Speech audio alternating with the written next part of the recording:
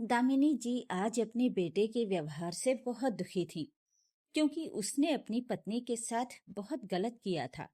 देख तो वो बहुत दिनों से रही थीं, लेकिन आज उन्हें कोई पुरानी तस्वीर याद आ गई, जो उनकी खुद की और सुधीर की थी। वर्षों बाद वही कहानी दोहराई जा रही थी, जो उनकी शादी के बाद घटित होती थी। वे बालकनी में पड़ी कुर्सी पर चुपचाप बैठी ध्यान मग्न थी। सोच रही थी कि उनका बेटा इतना पढ़ा लिखा होकर भी कैसा असभ्यों जैसा व्यवहार अपनी पत्नी के साथ करता है। उसे अपनी पत्नी के मान सम्मान भावनाओं का जरा भी ख्याल नहीं है। क्या मैंने इसे ऐसे ही संस्कार दिए थे? मैंने तो इसके पालन पोषण में कोई कमी नहीं रखी थी, हमेशा अच्छी बातें ही सिखाई थी। फिर ये मर्यादाहीन व्यवहार कैसे करने लगा?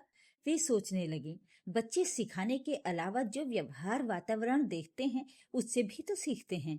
उसे सिखाने की जरूरत नहीं होती, वो तो अदृश्य रूप से अपने आप उनके मस्तिष्क पर अंकित हो जाता है।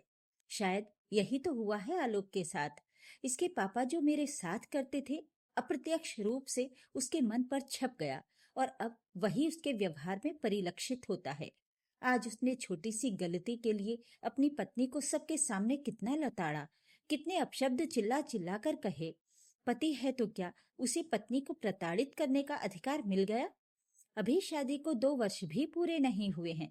कैसी हंसती खेलती बोलती थी, और अब कैसी कुम्हला सी गई है उनकी बहू। हर समय आंखों में डर समाया रहता है कि कहीं कोई गलती ना हो जाए। सब्जी में थोड़ा नमक कम हो गया तो और डाला जा सकता था, प्यार से भी कह सकता था। इसमें इतना चिल्लाने की क्या जरूरत थी? नहीं, अब मैं उसके साथ और अन्याय नहीं होने दूंगी। इस निर्णय के बाद उनका मन थोड़ा शांत हुआ। वे बहू सुचित्रा के कमरे में गईं। देखा वो पलंग पर लेटी सिसक रही थी। उसकी हालत देख उन्हें उस मासूम बच्ची पर तरस आ गया, और वे उसके सिरहाने बैठकर प्यार से उसका सिर सहलाने लगीं। प्यार का स्पर्श पाकर वो फूट फूट कर रो पड़ी। उन्होंने उसे अपने गले लगाकर चुप कराया। वो बोली, मम्मी जी, क्या मेरी इतनी बड़ी गलती थी जिसके लिए आलोक ने मुझे इतना सुनाया? मम्मी जी, मुझे ये किस अपराध की सजा मिल रही है? मैं समझ नहीं पा रही हूँ कि जिस पति का हाथ थामकर अपना घर परिवार माँ बाप भाई बहन सबको पीछे छोड़कर अपने नए नीड़ का निर्माण करने आंखों में हजारों सपने लिए मैं यहाँ आई थी, वही मुझे प्यार देने के बजाय ऐसे अपमानित करेगा। मैं नहीं समझ पाती कि वो कब किस बात पर नाराज हो जाते हैं। मुझे अपनी गलती ही समझ नहीं आती। बेटा तू सब्र रख, मैं ही कुछ उपाय सोचती हूँ। तेरी तकलीफ मैं अच्छे से समझ रही हूँ। तेरी मानसिक स्थिति को मैं अच्छे से अनुभव कर पा रही हूँ। चल उठ, कुछ खा ले, सुबह से भूखी है। बेटा तू 2 कप चाय बना ले, मैं तब तक नाश्ता लगाती हूँ। सास के 2 प्यार भरे बोल सुनकर सुचित्रा की जान में जान आ गई, और वो चाय बनाने लगी। दोनों सास बहू ने साथ बैठकर प्रेम से नाश्ता किया। चाय पीते पीते सुचित्रा बोली, मम्मी जी, यहाँ इस घर में मुझे केवल आपका ही सहारा है।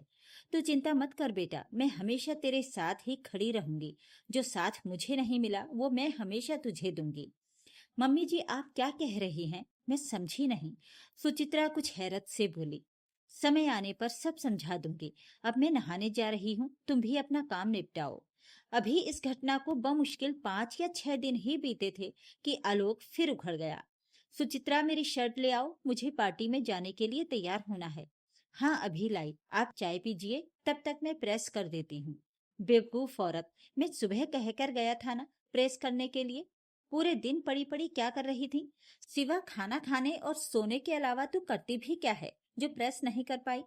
वो दिन में बुआ जी आ गई थी ना, तो उनके लिए खाना बनाने और साथ बैठने में ध्यान नहीं रहा, बस अभी लाई। सुचित्रा ने डरते डरते बताया।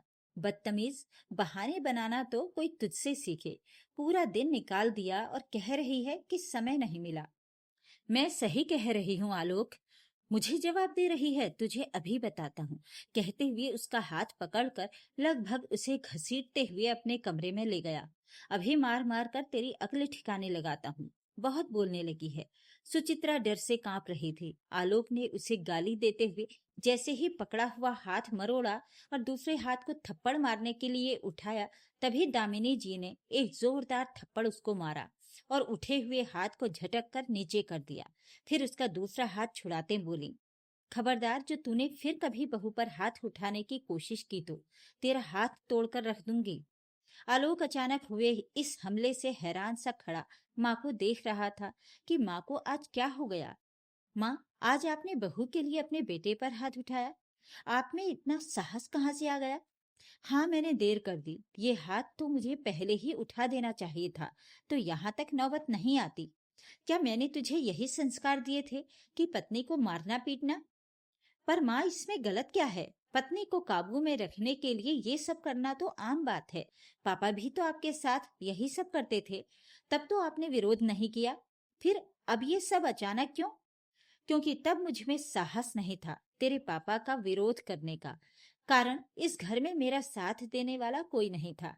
तेरी दादी तो पापा को उकसाती थी। वो तो आग में घी डालने का काम कर तमाशा देखती थी। क्या करती, अकेली असहाय थी। तुम लोग भी छोटे थे। पर अब मेरी बहू अकेली असहाय नहीं है। मैं उसके साथ खड़ी हूँ और वो ये अत्याचार नहीं सहेगी। इसीलिए आज मैंने ये ठोस कदम उठाया है। अब तू संभल जा, नहीं तो मैं तुझे घर से बेघर करने में भी नहीं हिचकिचाऊंगी। जो मैंने सहा वो सुचित्रा नहीं सहेगी। काश मुझ में इतनी हिम्मत उस समय होती तो मैं जीवन भर नरक जैसा जीवन नहीं जीती। उसी वातावरण का परिणाम देख रही हूँ कि तू बिना सिखाए ही देखकर ये सब अपने पापा से सीख गया। आज ये ठोस कदम मैंने एक पत्नी के मान सम्मान को बचाए रखने के हित में उठाया है। पत्नी जीवन साथी है, गुलाम नहीं कि उसे नियंत्रण में रखे जाने के लिए ये सब किया जाए। अरे प्यार से, आपसी समझ से भी तो रहा जा सकता है। कान खोलकर सुन ले। इस घर में ना तो इतिहास दोहराया जाएगा और ना ही मैं तुझे दूसरा सुधीर बनने दूंगी।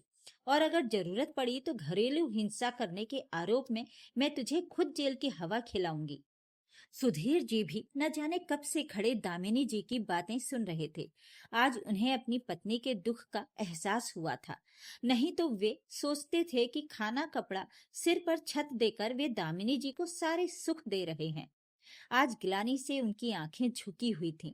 वे दामिनी जी का हाथ पकड़कर इतना ही बोले, अनजाने में मैंने तुम्हें जीवन भर दुखी रखा। कभी तुम्हारी भावनाओं को समझना ही नहीं चाहा। अपने पुरुषोचित दंभ में डूबा निरंकुश बना रहा। आज तुमने मेरी आंखें खोल दी। मुझे क्षमा कर दो। मेरे कारण ही आलोक भी ऐसा हो गया।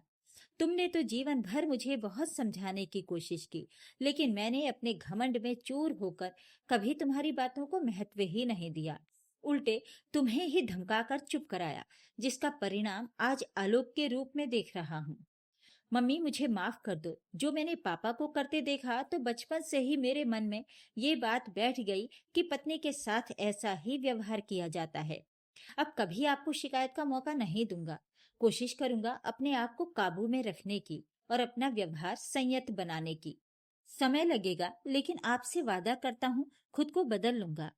आज दामिनी जी के चेहरे पर वर्षों बाद चिर परिचित मुस्कान आई थी, जो कहीं खो गई थी।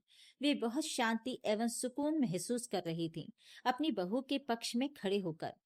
दोस्तों, हमारे समाज में कहा जाता है कि एक औरत ही दूसरी औरत की दुश्मन होती है। लेकिन अगर एक औरत अपने ऊपर हुए अत्याचार और शोषण से सबक लेकर अपने आसपास की औरतों के लिए खड़ी हो जाए, तो कोई भी किसी औरत को प्रताड़ित नहीं कर पाएगा। हम सभी औरतों को दामिनी जी से प्रेरणा लेकर खुद में बदलाव करने होंगे। और क्यों ना इस बदलाव की शुरुआत अपने घर से ही की जाए। इस बारे में आपका क्या विचार है? कमेंट करके जरूर बताइएगा। कहानी पसंद आई हो तो लाइक और शेयर करें और मेरे चैनल को सब्सक्राइब भी जरूर कर लीजिएगा। धन्यवाद।